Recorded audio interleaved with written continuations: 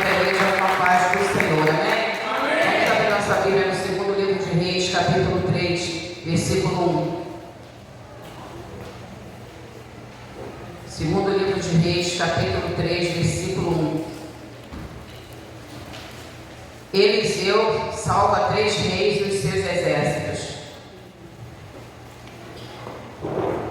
E Jorão, filho de Acabe, começou a reinar sobre Israel, em Samaria, no 18º ano de Josafá, rei de Judá, e reinou 12 anos, e fez o que era mal aos olhos do Senhor, porém não como seu pai, nem como sua mãe, porque tirou a estátua de Baal que seu pai fizera. Contudo, aderiu aos pecados de Jeroboão, filho de Nabate, que fizera pecar a Israel. Não se apartou deles. Senhor nosso Deus, nosso Pai, Pai do nosso Senhor e Salvador Jesus Cristo, eu quero te agradecer. Obrigado por estar novamente na tua casa de oração. Obrigado pela oportunidade de trazer novamente a tua palavra nesse lugar, Senhor. Que assim como o Senhor tem estado no meio de nós, Senhor, que o Senhor possa continuar fazendo prevalecer a tua presença nessa casa. Fala conosco, Senhor, através agora dessa pregação, porque eu creio e acredito em nome de Jesus que foi o Senhor quem preparou essas palavras para colocar nos meus lábios essa noite, para pregoar a tua igreja, em nome de Jesus. Fala só, o Senhor é Deus. Fala só, Jesus Cristo é o Senhor. Aplauda o nome santo do Senhor. Essa passagem do segundo livro de Reis, em que envolve o profeta Eliseu, fala de uma oportunidade em Israel, em que Israel estava sendo governada por Jorão, que era filho de Acabe com Jezabel. Quando seus pais morrem, ele sobe ao trono, e a Bíblia fala que ele tira a grande estátua de Baal que a sua mãe fizera no meio de Israel. Só que ele tira a estátua, mas as outras coisas que faziam Israel pecar, ele não tira. Ou seja, ele tira o ídolo principal, tira o pecado principal, mas fica com as outras coisas, com os pequenos pecados, os pequenos ídolos. Ou seja, a oportunidade que ele tinha de finalmente entregar Israel nas mãos do Senhor, se render ao Deus de Israel, ele não aproveitou. Ele tirou Baal, mas continuou adorando aos deuses menores, ou seja, trocou um pecado pelo outro, preferiu continuar adorando aos deuses de Jeroboão, que foi aquele que Deus deu a oportunidade de cuidar do reino de Israel no lugar dos filhos de Salomão. E quando ele se viu correndo perigo que o povo saísse de Israel para lhe ajudar a adorar o templo de Jerusalém, ele fez 2 bezerros de ouro e colocou em Israel para que o povo não fosse para Jerusalém adorar. Ou seja, o Deus que levantou ele, deu o reino na mão dele, não era Deus suficiente para mantê-lo no reino, porque ao invés de pedir ajuda ao Deus que tinha colocado ele como rei de Israel, ele preferiu agir pela força do braço dele. Ele só tinha sentado no reino de Israel porque o Senhor tinha feito essa promessa para ele. Mas na hora de continuar acreditando e servindo aquele Deus, ele preferiu fazer da maneira dele. E assim, Jorão, que gostava de copiar o que era errado, tirou Baal, mas continuou fazendo o que não era para fazer. Deixou de imitar Acabe, deixou de imitar a sua mãe, mas foi imitar outro idólatra que era Jeroboão. E assim o que acontece? Quando ele senta no reino, a Bíblia fala que o rei chamado Messa, que era rei dos Moabitas, que no tempo do seu pai Acabe pagava de tributo ao rei de Israel,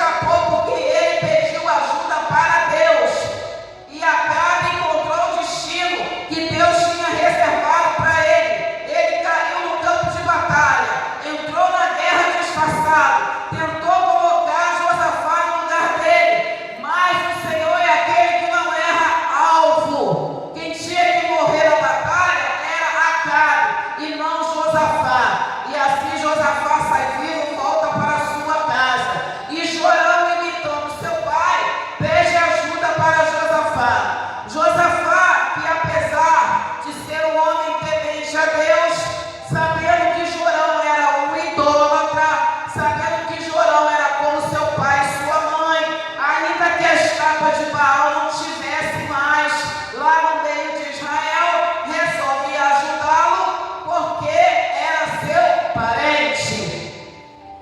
A irmã de Jorão era sua nora.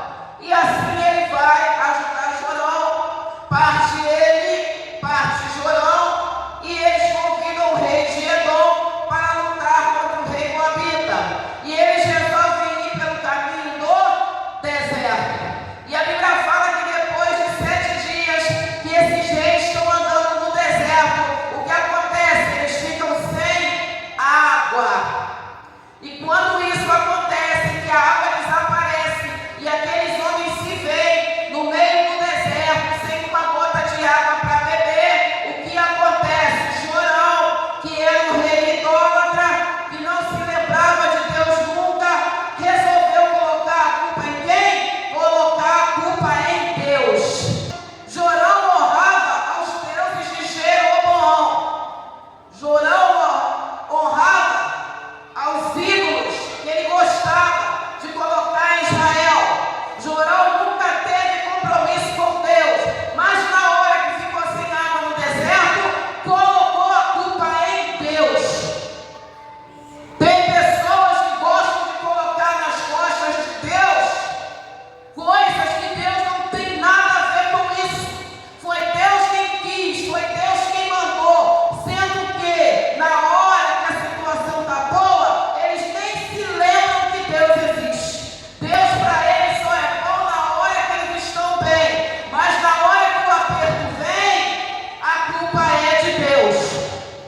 Jorão foi o primeiro a falar. Deus trouxe esses 3 reis para morrer no deserto.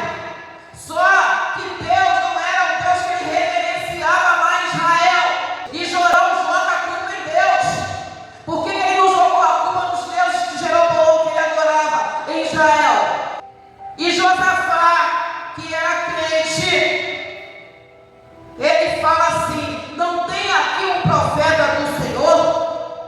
Porque, irmãos, crente que honra o Deus que serve, não importa a situação que ele esteja, aconteça o que acontecer, mesmo que ele seja um crente fiel, e de repente aconteça alguma falta, aconteça algum problema, venha alguma necessidade, ele vai continuar pedindo ajuda para o Senhor.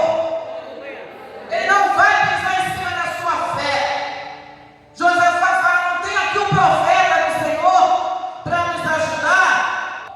E alguém lembra que Eliseu, que ficou no lugar de Elias, estava ali no deserto naquele momento. E eles pedem que vá, que eles vão chamar Eliseu. E Eliseu vem. Quando Eliseu vê o rei de Israel e eles pedem ajuda para ele, Eliseu olha para a cara de Jorão e fala assim para ele: o que você quer comigo? Vai procurar os deuses do teu pai e os deuses da tua mãe. Só que Josafá estava lá, aleluia, aonde tem crente fiel, sorte do pecador, porque por amor ao seu servo, por amor à sua serva, Deus vai dar livramento até para o idólatra. E Josafá pede para Eliseu, para que Eliseu pergunte ao Senhor, para que Eliseu ore a Deus, para que envie água para eles. E Eliseu é bem categórico, porque profeta que é profeta não tem medo da boca de ímpio. Profeta que é profeta não tem medo de quem vive com o pé dentro e outro pé fora. Profeta que é profeta fala o que Deus manda falar e pronto, e acabou. E Eliseu vira para ele e fala assim: a tua sorte é que o rei Josafá está aqui. Porque Eliseu era assim, irmãos, e foi um dos profetas mais usados da Bíblia. Foi um dos profetas que mais fez milagre na vida. Eliseu era igual Paulo, se garantia a ponto do diabo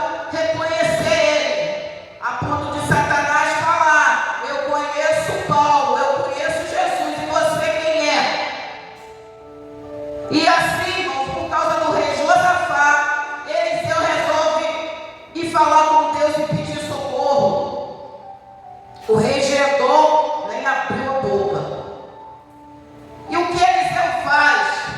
Pede que venha um tangedor. O que era um tangedor? Era um homem que tocava a harpa. E nós aprendemos, irmãos, que a harpa era um dos instrumentos que, quando tocava, aleluia, por alguém que tinha unção, jogava demônio por terra.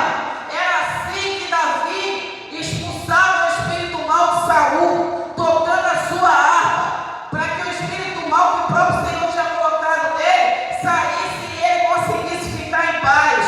Por que Eliseu naquele momento pede uma arpista, pede alguém para tocar um louvor, tocando uma canção ali no meio da situação? Era para jogar o diabo que estava no corpo de Jorão por terra.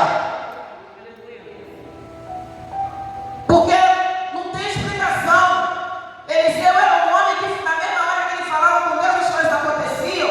E Eliseu não traz alguém para tocar uma harpa, para ver se esse diabo bate em retirada, para ver se o diabo que estava no corpo dele saía. E assim o arpista vem, ou o tangedor, como está escrito na Bíblia, começa a tocar a harpa. E depois, irmãos, que o Satanás sai da frente, vai ter situações, irmãos, que algumas coisas vão demorar para acontecer, porque mesmo parecendo que todo mundo ali está bem, não tem diabo no meio.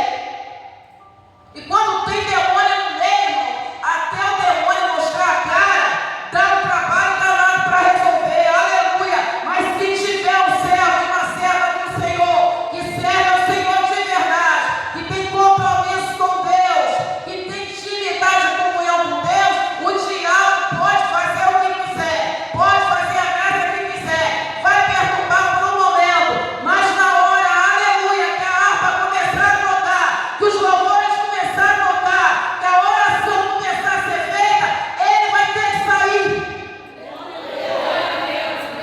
Vai ter que sair em nome de Jesus. Vai se esconder por um tempo, vai fazer graça por um tempo, vai afrontar por um tempo, mas vai ter que cair por terra. Porque onde tem crente fiel, Satanás não se cria. E o tangedor começa a tocar a harpa. E daqui a pouco vem a palavra do Senhor para Eliseu: cavem nesse deserto muitas covas. O deserto estava seco, não tinha uma gota de água. E Deus fala: cavem muitas covas. Quando a gente confia no Senhor, a gente só obedece, porque Deus, quando Ele fala, Ele cumpre. Mesmo que a gente esteja no deserto, mesmo que falte água, mesmo que falte alimento, se Deus falou, cava as covas, começa a cavar que a água vai chegar. Porque o Deus que a gente serve não joga a conversa fora. O Deus que a gente serve não é igual o diabo, que é mentiroso. E Deus fala para ele: começa a cavar as covas. E ele estava. Não tinha alternativa. Era crer ou crer. E ele estava. Cavem muitas covas. Fez igual Eliseu falou para a viúva do filho do profeta: pede muitos potes, bastante potes, entra na tua casa, fecha a tua porta e enche os potes com azeite. A mulher só tinha um pouquinho de azeite e Eliseu manda ela pegar um monte de potes. O nosso Deus é assim, irmãos. Ele manda a gente fazer, Ele manda a gente ir, Ele manda a gente tomar atitude, que do milagre Ele cuida.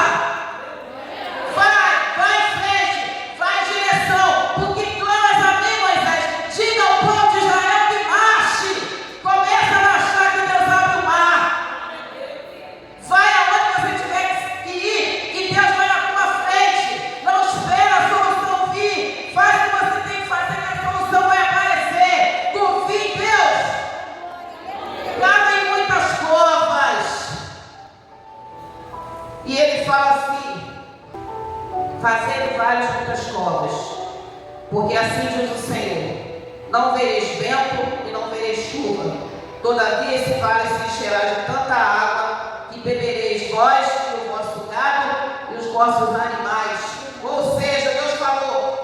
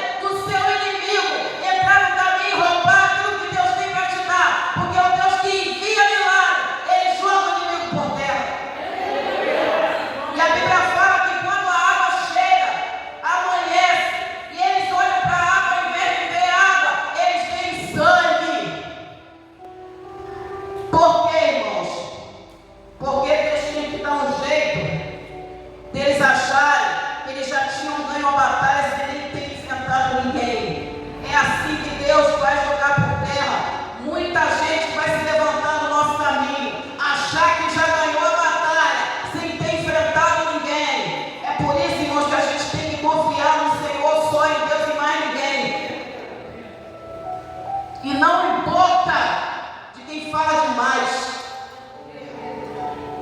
E eles olham, irmãos, vê sangue ao invés da água, porque o milagre era na versuia. Vai contar na versésia e a toma na barbaia. Aquilo que Deus vai colocar na nossa mão, ninguém precisa ver. E eles olham para a água e dizem, água é sangue. Aquele que acha que é melhor do que a gente é presa fácil do diabo. É o primeiro a ser confundido. É o primeiro a se atrapalhar. É o primeiro a tropeçar. Eles olham o sangue e falam assim, olha, eles entraram em guerra. Tem muito sangue no vale. Eles lutaram entre si e se mataram. Aleluia. Todo aquele, irmãos, que não tem visão de Deus, todo aquele que não vive debaixo da direção do Senhor, vai supor aquilo que não é para supor. Vai se precipitar nos seus pensamentos. Vai falar o que não é para falar. Vai se mover onde não é para se mover. E vai ser confundido. Eles olham para a água e tem sangue. Por quê, irmãos? Porque o milagre estava direcionado para a pessoa que teve fé lá no meio daquela história. O milagre estava direcionado para Eliseu. Deus não vai dar um taça ao nosso inimigo para acompanhar nada do que ele está colocando na nossa mão. Quando ele abriu o olho, o nosso milagre já chegou. E assim eles olham aquele monte de água e falam, é sangue. E acham que aquilo que eles deduziam precipitadamente é que é a verdade. E por causa da sua precipitação, confiando naquilo que eles estão achando que é, eles partem para cima dos 3 reis, aleluia. E quando chegam lá, irmãos, o povo que eles achavam que estavam mortos, estão mais vivos do que nunca, porque estavam na força do Senhor. Muitas vezes o diabo vai vir para cima da gente, achando que a gente está morto, achando que a gente está caído, achando que a gente não tem mais força. Mas o Deus que sustenta quem clama por Ele, vai dar força para a gente, ainda que muitos achem que a gente está caído. O inimigo muitas vezes vai chegar, vai vir na nossa direção para bater palma para a nossa derrota. E a grande surpresa dele é ver que aquele que esperava ter caído vai estar de pé na força do Senhor. E quando eles chegam lá, irmãos, eles caem na armadilha. Os inimigos que eles achavam que estavam mortos estavam mais vivos do que nunca. E eles morrem, todos eles, na mão de Josafá, na mão do rei Gedor e na mão até do faca cega do rei Jorão, que estava na força do crente. Tem muito rei Jorão por aí conseguindo vitória, porque tem o Josafá orando do lado.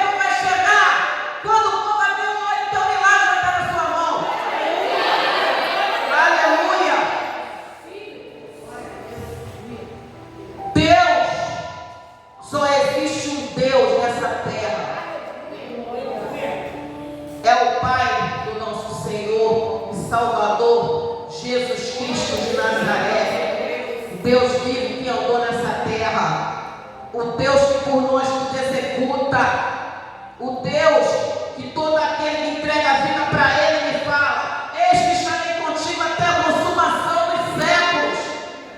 É um Deus que, quando a gente confia nele, por pior que esteja a situação, Ele entra na batalha e resolve a nossa guerra. Vai faltar água, mas de noite ninguém vai saber como as águas vão chegar. E o diabo vai olhar, vai achar que é sangue, e é água. E assim, irmãos, ele oferece o filho dele. O povo de Israel está tão espantado que resolve ir embora e larga eles de mão. Mas, pastora, Deus deu o rei na mão deles e eles foram embora porque ele matou o filho dele. Irmão, quem é crente não compactua com as coisas de Satanás. Mas crente que é crente, quando vê obra do diabo, tem que se dignar e não compactuar, fazer de conta que não está acontecendo nada. O povo de Israel se indignou porque eles não serviam um Deus que tirava a vida de ninguém. Pelo contrário, era Deus que dava a vida. Tem vitória, irmãos, que não vale a pena se for para a gente se não abusar no chiqueiro com o diabo. Tem coisas que a gente tem que deixar embora do que se misturar com aquilo que não presta. Deixa o diabo levar, porque se for para desonrar o Senhor, é bom que vá embora para bem longe, que suma do nosso caminho. Israel não ia se aproveitar do sangue de ninguém. Ele matou o filho. A vitória já estava na mão de Israel, era só entrar e derrubar tudo. Mas quando eles olharam, o quê? Vou entrar na lama do diabo? Ah, não vou mesmo. Fica aí com o teu sacrifício para o teu Deus, que a gente está indo embora. O que a gente queria era água, para a gente não morrer de sede. E o que a gente queria era vencer o batalhão lá no deserto. E eles venceram o exército no deserto. Eles venceram os seus inimigos no deserto, bebendo a água que Deus mandou, confundiram os inimigos. O rei conseguiu entrar na cidade, mas eles não iam conseguir vitória ao custo de sangue de ninguém derramado. Crente, irmãos, crente que honra o Deus que serve, por mais que vá tiver vantagem, não se enrola com as coisas do diabo. Por mais vantajoso que seja, não se enrola com as coisas de Satanás. Prefere deixar embora, prefere perder. É melhor perder certas vitórias do que se manchar, irmãos, com a lama do diabo, com as coisas sujas desse mundo. É melhor não ter nada do que ter tudo à custa, irmãos, do sangue de inocente, à custa de sacrifício de ídolos. Tem vitórias, irmãos, que não vão valer a pena se a gente tiver que se sujar na lama do diabo. E assim, irmãos, eles desistem de prender o rei e voltam para Israel, porque até ali Deus tinha sustentado. Com certeza, Deus iria cuidar do resto da situação. Então, irmãos, aquele que confia no Senhor vai receber a palavra do Senhor e acreditar no milagre. Ainda que não tenha visto o mar se abrir, vai partir em direção ao mar.